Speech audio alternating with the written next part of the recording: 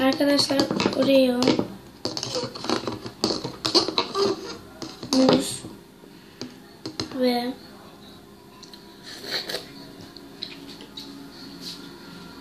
süt yardımıyla Oreo challenge yaptık.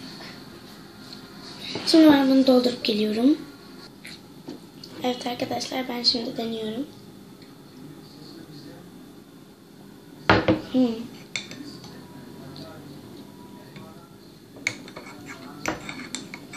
Bunun içine bal falan kazılırsa güzel olur. Evet arkadaşlar, videom birazcık kısa oldu.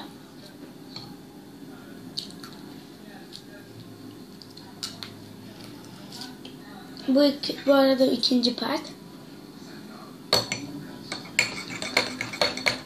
Evet, çok güzel o.